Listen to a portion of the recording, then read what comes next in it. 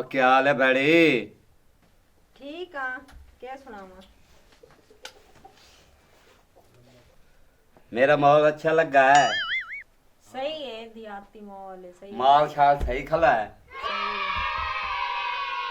और और ठीक, तू सुना बस।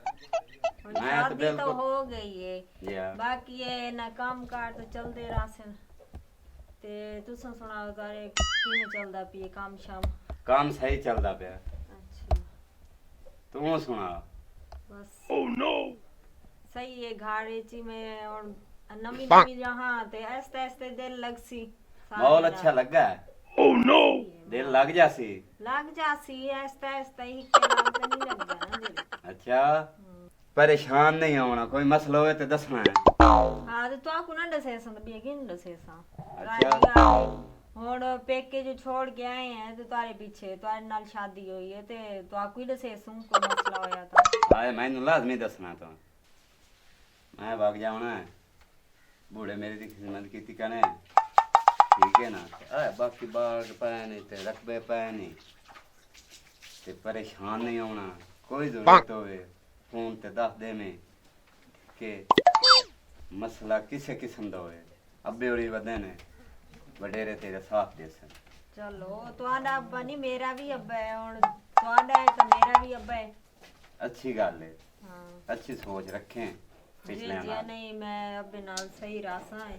ये जी गाल कोई नहीं, जिवें तुहाडा है अब्बा में मेरा अब्बा है पिया तो मैं अपना उनदे नाल रसा। हाँ दो त्रै दे वदान मुड़ मैं चले जाना है। अस्सलाम वालेकुम। ओ वालेकुम अस्सलाम। क्या हाल है मेरा पुत्र? खैर। और मेरी दी? ठीक। मेरा पुत्र इन करो, ए दो दे हो गए जड़ियां मालना पाई वदे हो ना, ये हुन तुसी ला छोड़ो।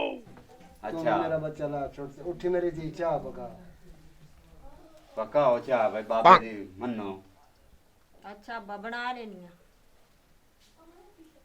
नेक दियां जड़ी होंदियां ना, वो मां प्यो दी खिदमत करेंदियां। जी अब्बा। लो बाबा जी। मैं और हुकुम।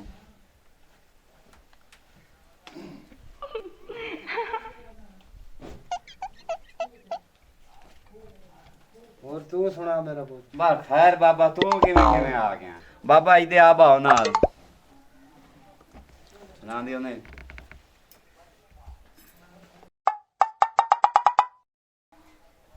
अच्छा बाबा मैं तो आया कराची ते बाकी ना वधी मो ध्यान दपा रखे।